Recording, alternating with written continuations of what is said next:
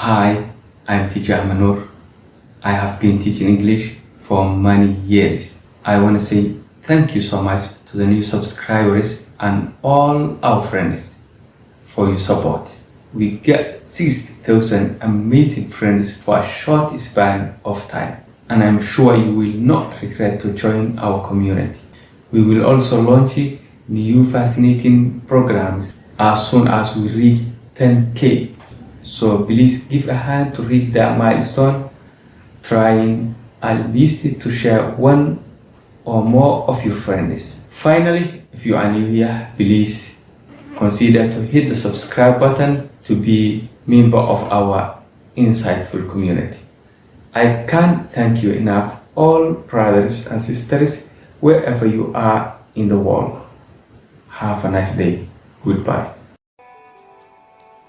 haddaad hiigsi leedahay ama himilo dheertoo hanku meel ku xidhan yahay hadafkaagu guul yahay wali hogag laguu qoday ama holac lagugu shiday ama hadal lagugu yidhi nafta hakadma geliyaan suuldaara hadimiyo hagardaama